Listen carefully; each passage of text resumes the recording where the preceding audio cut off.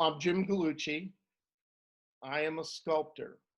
And I never call myself an artist. I call myself a sculptor because I believe that really has more of a blue collar of what I do every day. I go to work every day. I work hard every day. Um, I'm here in Greensboro, North Carolina, and we've really made it our home. In fact, Kathy and I now we're going to be 70 next year, and do you want to move to Florida? Why? you know we have friends here, we have connections here, we have things that we love to. I'll tell you, it's really sad. A lot of our friends that I met 40 years ago, now they're going into friends homes, and yeah, and we're going, oh gosh, is that our next thing? No, we're gonna roar. we're gonna roar through it. We're gonna keep doing it, and then that's the whole idea. Because if you're roaring, you're alive. If you're just purring, you're sleeping. So yeah, no, yeah, I'm a sculptor. Um, I think calling myself an artist is a little too highfalutin. So I like to keep it that way. And Kathy and I, we just really love to see the arts blossom. And that's what I would do with the $1 billion. We've already started a creative fund for exactly that, just helping artists. I'm trying to get my studio finished. I have to get the wiring done, send a grant to them. And that's the best way. And that all goes back to that big job we did in Raleigh. We made extra money and we put some in a foundation, and just to see other artists prosper. It doesn't take much, it doesn't take much. $1,500 can change a person's life. It changed my life. So there it is.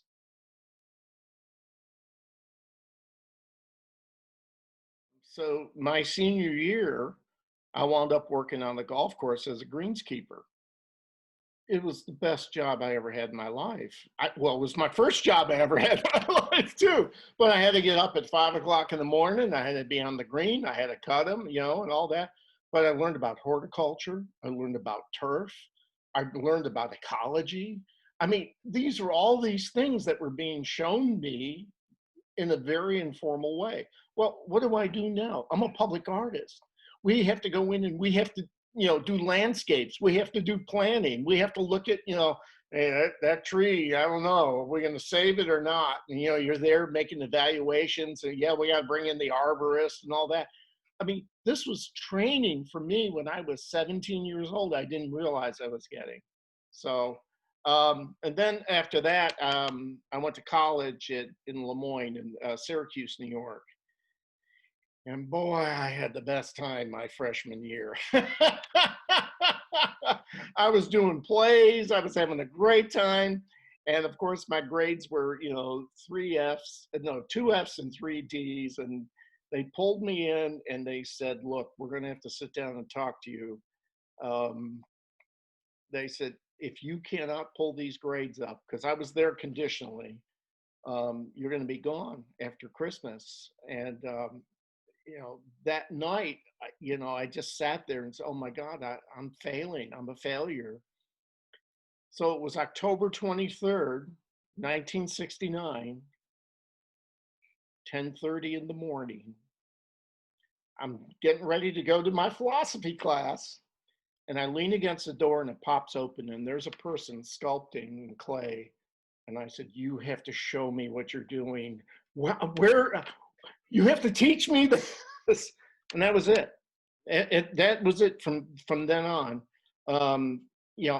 She says, come back tomorrow. She was the teacher. She says, come back tomorrow. We'll go over it again. And she gave me books to read, and I'm reading, these, the different things going on. I'm going to art museums that I'd never been to.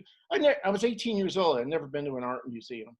And I'm just going crazy with all this. And so, by the way, I passed my classes. And that spring, and now this tells you how old I am, when you do registration, they had punch cards. Do you remember those IBM punch cards? And you would go and get your class, which was a punch card, and you put it in your envelope.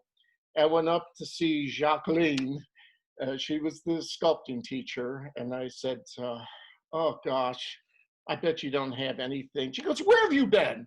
I've been holding this punch card for 4 days, beating people away because the school I went to had only they only had art classes. They didn't even have an art department."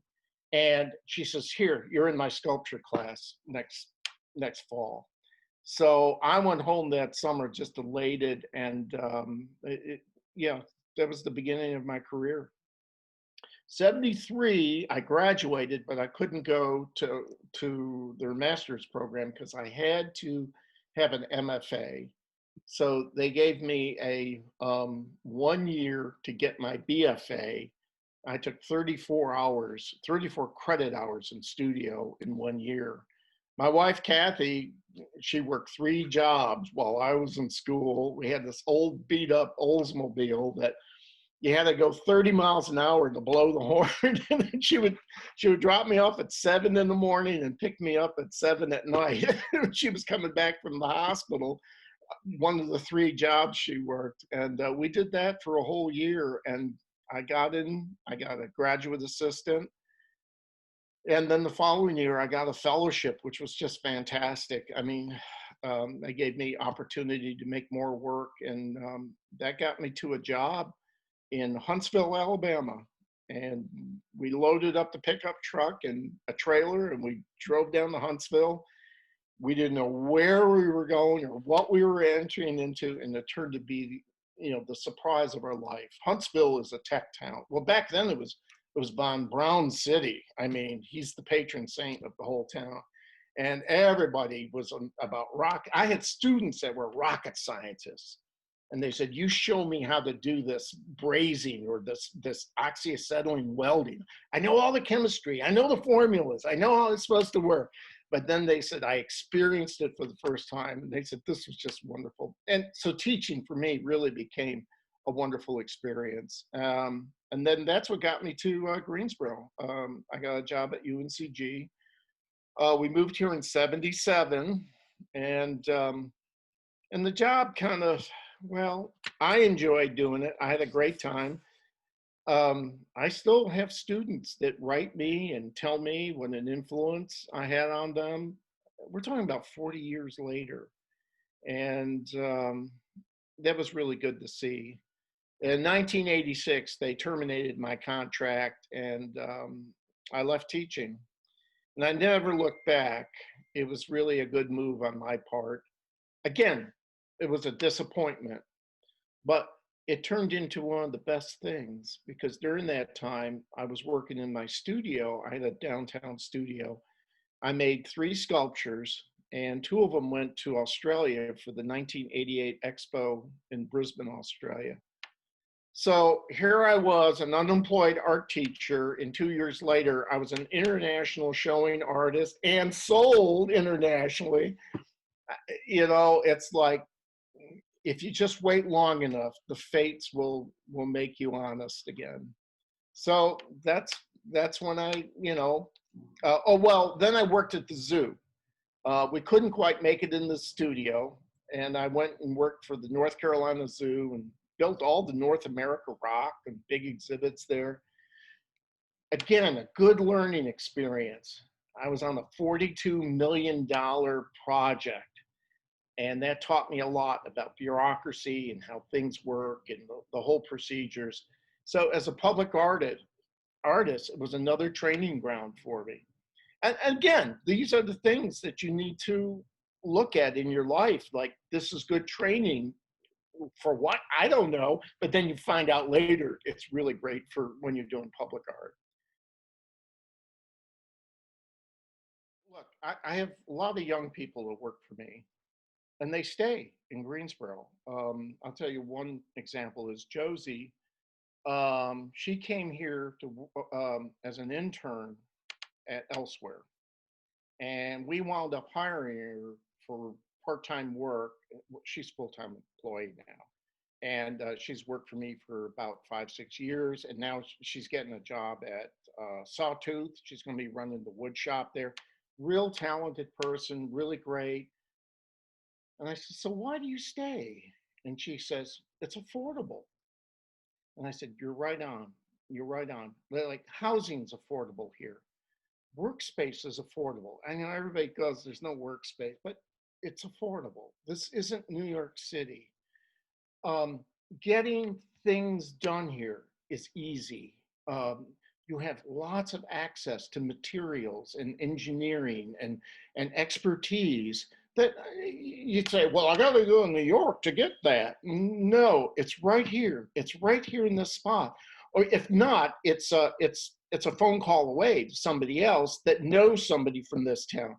And that's the kind of connections that I found. I'll tell you, when I got into the 9/11 project, um, I talked to two people in this town in the scrap yards, and they said, "Hey Jim, let me make a few phone calls." And 2 weeks later, they said, "This is the guy you talked to up in New York at the metal management, and you can get all you want." And you know, I got 16 tons of World Trade Center steel. Which, by the way, we have to find homes for the rest of it. We still have about another 5 tons, 10 tons we got to get rid of. So, not get rid of, we have to find places for it. So, but anyways, it's that kind of connections that I have always been in awe of people I can find here to help me with technical things, connections with people, even around the world. Oh, here, you need to talk to so and so when you're in Spain, and you go, how do you? Oh, we went to college together. So yeah, it's a place that connects. It's a place that's affordable, and this is a real city. Chapel Hill's not a real city. It's a university town. East Carolina is a university town. Raleigh used to be a government town. It's not that anymore. It's a big city. And Charlotte is a banking town, and it still is. And as an artist to live there, it's very expensive, very restrictive, unless you started 40 years ago. But this town, you could still come in, you can buy a house with a garage in the back and set up a studio back there. And, you start small. And that's, it was our house that gave us the equity to build the new shop. So, one thing gave to another, which gave to another. I mean, here's the best story. We sold a sculpture to the state of North Carolina. It was the first public art piece that they purchased. It was $8,000, and we says, oh my God, that's fantastic. We were busting out of the little apartment. Our son Mario was born, and we just needed more space. And we were looking at houses, and finally I said to Kathy, I said, we're going to go buy a house. We're going to take that money, and that's going to be our down payment. And it was, and we bought a house. Well, it was the equity on that house 20 years later that gave us the studio that we're in. So, it's like, it's old capitalism. It's not, it's you buy something, you invest in it, you make your payments, and then you're ready to go to that next step. I mean, everybody wants to be, an overnight, you know what I'm talking about, internet multi-billionaire. Hey, it's okay just to be a thousandaire.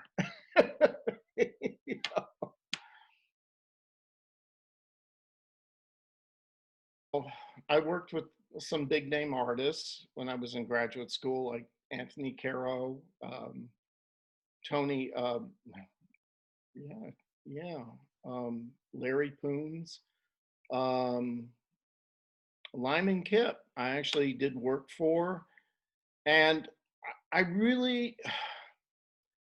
really influenced me. That there's a life there, there's a business there, there's a career there. And they really gave me that sense of, don't be afraid and do it, because you got to remember, I came from a family that it was a 9 to 5. My dad worked at Kodak for, oh my God, 37 years. but you're going to love this story. That summer I went home from college, I started making stone carving tools because I was going to be taking stone carving. And my dad came home and he says, "What are you doing?" And I showed him the book and he goes, "Ah, you're doing it all wrong." I said, "What are you talking about?" He says, "Let me show you." He just came back from working at Kodak and he cranked up the forge and he pulled out my grandfather's hammer and he hit the anvil and he hit it 2, 3 times and turned it over, he did it again, hit it 2, 3 more times. And he says, "Is this what you're trying to make?" I said, "Dad, I spent 2 hours trying to do that. Where the hell did you learn how to do that?"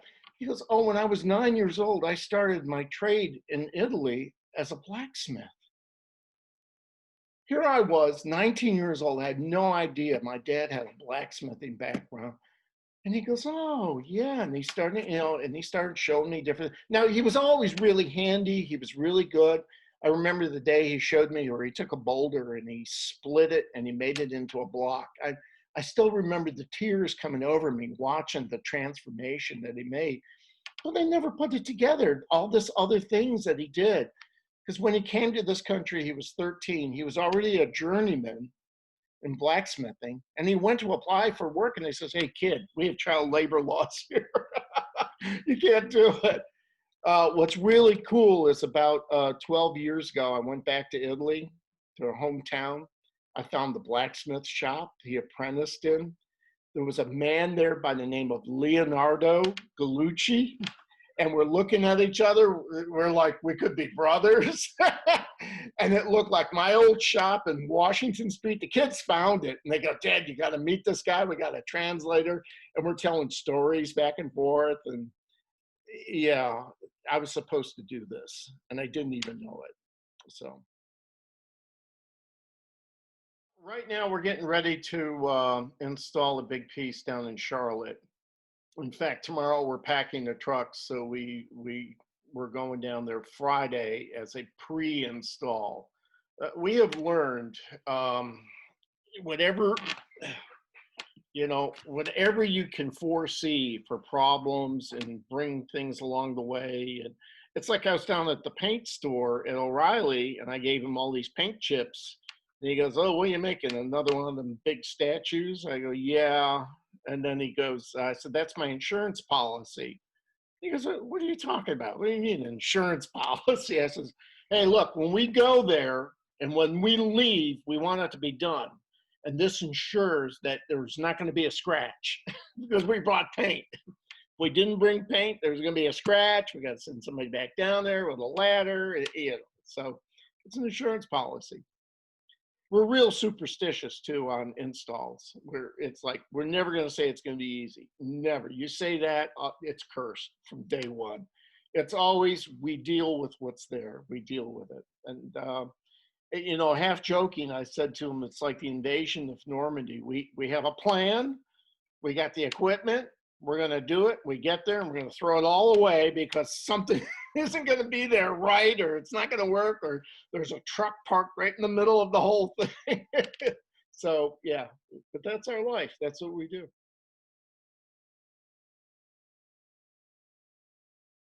When the pandemic came, everybody's going, "Oh my God, what are we going to do? How are we going to pay?"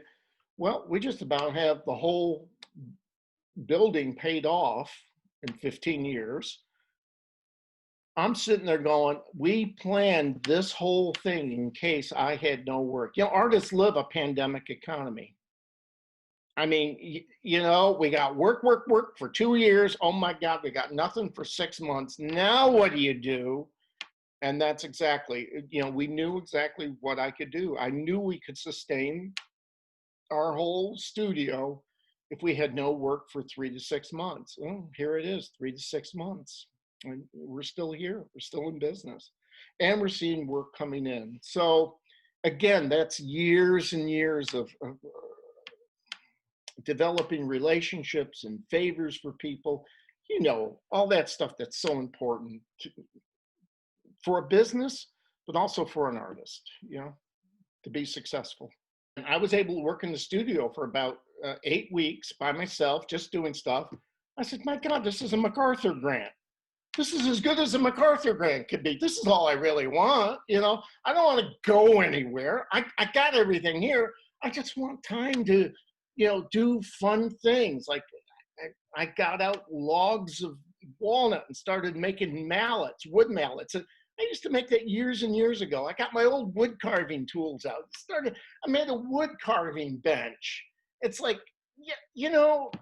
back to your roots, back to those things. And it was a real good time for me to think some other ideas out that we're getting ready to produce now.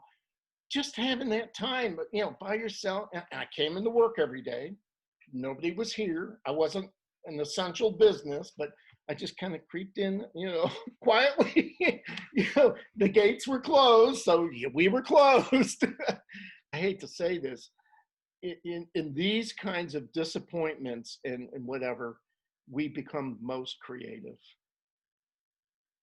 because we have no choice. The role, why I make art every day, I'll be real frank with you, I don't know. There is something that it's like, it's a drive that I got to get up every morning. I got to go to the studio. I'm going to show you something. This is my union lunchbox. This is what I used to take in graduate school. This is what, and you call them union lunchboxes because that's all you could take on a job. You had your thermos, I keep this here because it reminds me, somebody once said, Jim, you're a real blue collar worker. You're a real blue collar artist. And that's the way I've always felt, that I have to get up every day and make my work. I got a punch clock, and this was the attitude I had in graduate school, and I still have it today. Now, why I do it, God, there's so much purpose and meaning and just in satisfaction. When, Kathy teaches biology, and she goes, boy, I envy you some days, because she says, you can make a brick wall and you can see it happen.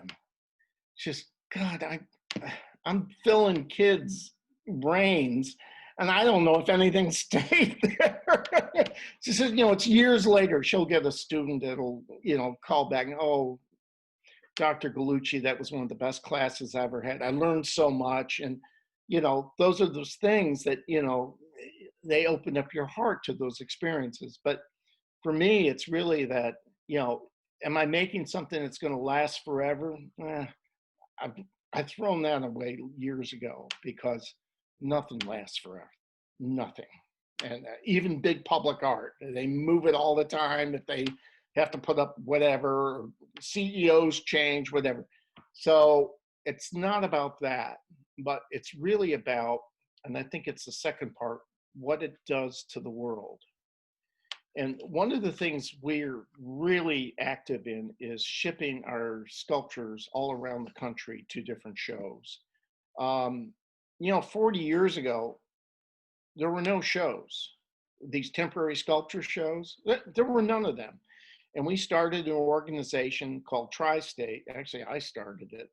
And we said, it's really important whenever we have our conference that we have outdoor, indoor shows and invite the public. One of the best ways to advertise art is with art. My God, it stands there 24 hours a day, 7 days a week, turned on, ready for you to experience. And outdoor art, public art is even better. So we saw that, and today, from this area alone, there's over 30 shows you can submit to. And that's a 5-hour drive.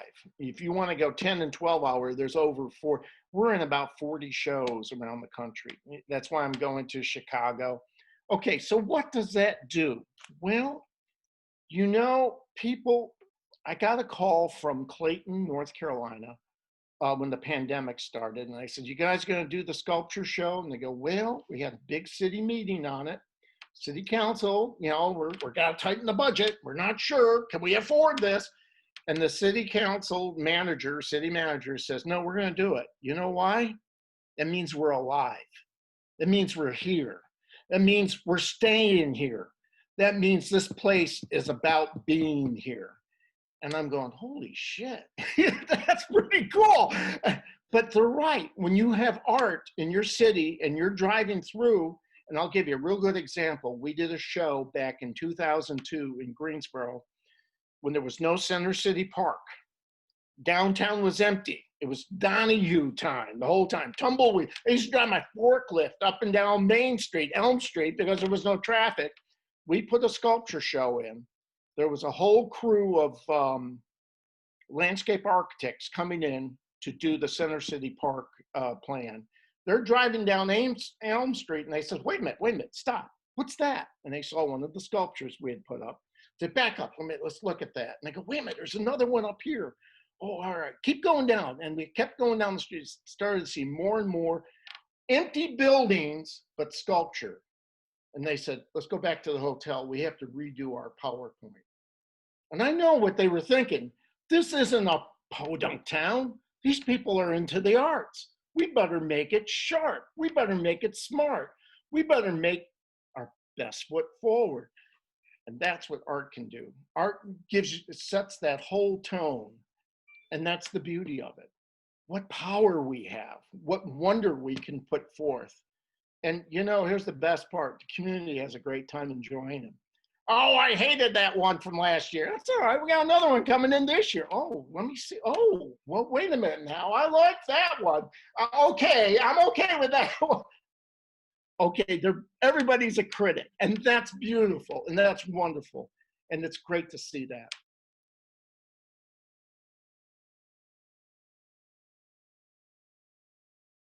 We do an iron pour here every year. And every February 1st, we do it. And we invite people to come in and we give everybody a little sand mold. And we bust up old radiators. And we got a crew that comes in from Durham. Then they do it. And they bring in molds. And there's people. And there's hot dogs. And people carving away. And we bring in a glass blower. And we bring people to do blacksmithing. The whole day is experiencing something you've never done before. People run home and go, oh my God, what a day this was.